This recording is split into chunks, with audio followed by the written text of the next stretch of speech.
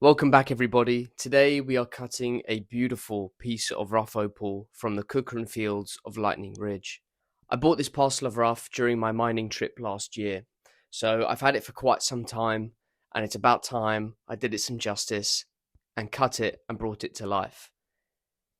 It's a beautiful piece of rough. It's got this gorgeous green and blue play of colour with flashes of orange a little bit further down. It's one of those pieces where if I sacrifice a little bit of the height of the dome, I might be able to bring out those oranges more to the surface, but we'll have to see once we get to the wheels. It currently clocks in at just over 2.5 carats, and I imagine, considering the fact that there is a large dip in the face of the colour, I'm probably going to end up with a stone that's maybe half a carat to around, sort of the 0.5 to 0.8 range, which I'm not mad about if the colour's bright and the colour play is good, which I think it should be.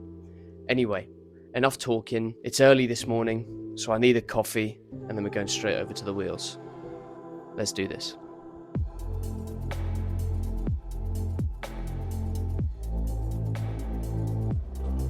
Now that the coffee is secure, it's time to tackle the opal, and we've got this beautiful orange player colour underneath that I'm hoping we can expose. The colour bar tapers off towards this end, so we take that off first.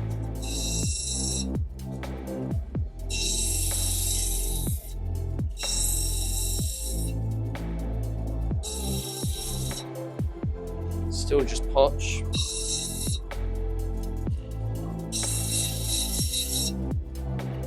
Still potch.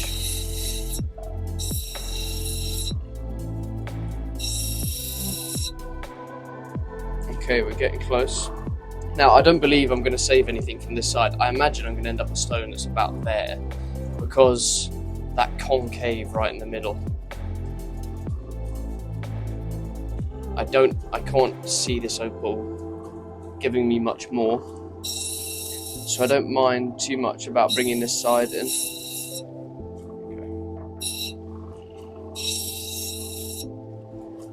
Okay, we're starting to get to a bit of colour.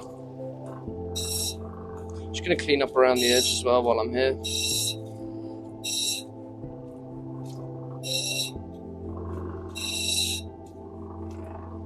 Really beautiful colour. Beautiful colour. I feel like the camera's not picking it up quite as well as it should be. Let me see if I can sort that out. I'm hoping that camera's a bit better. I thought I'd change up the lighting a bit. So we've got this gorgeous player colour. The colour underneath there, sensational. I'm going to try and roll this side out. It might thicken up underneath. That potch tapers off quite fast, so I might be able to save a bit more of the stone.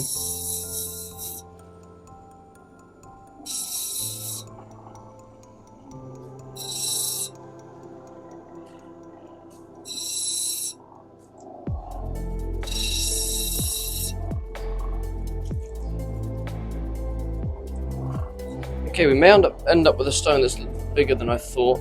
Basically, because obviously I haven't tackled the skin and the inclusions on this side, I feel like there's a chance that by the time those come out, the dome might be even enough, which is a great result. That sand spot is also a problem, but the player colour is just magical. So this sand spot that's in the sides is going to cause me issues later on, so I'm going to try and take that out. It seems to be coming out, so that's fine. I can leave that till a bit later on. The colour on this side tapers off real quick. It's almost instant. I'm going to have to bring it in to where it thickens up a bit. Colour underneath that potch is phenomenal, but I can't chase it. We've got a sand spot still in the face, so that also has to come out.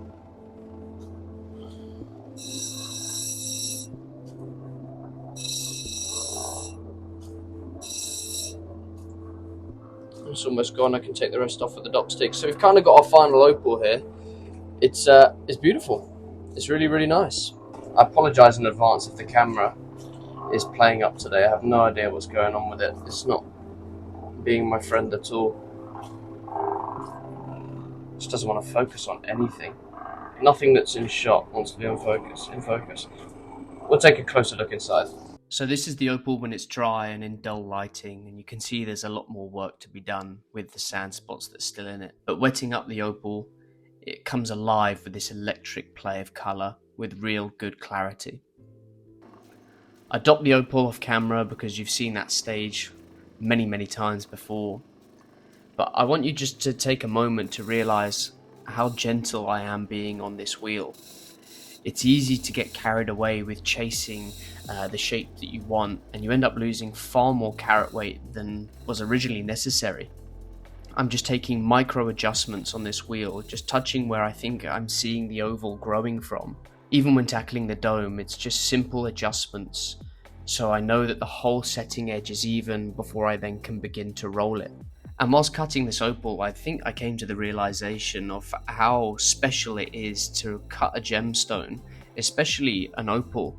Like when you're cutting other stones like diamonds or sapphires and faceting them, you've got this ball of color already, whereas opal, you have to find the color on the inside. Like it's been hidden for over 100 million years, and you're the first person to try and reveal it, and it takes a lot of skill and a lot of trust in yourself to know that the decisions you're making are correct, and you're giving the opal the most justice that you can. And you know, I've known this before, but I think it really hit me whilst cutting this opal, of just how special of a job it can be to cut a gemstone that's going to outlive you and, I mean, many generations to come. It's going to survive forever if it's looked after. It's a really special thing, and I'm sure everyone else has noticed this before, but you know, it really hit me on this opal cut.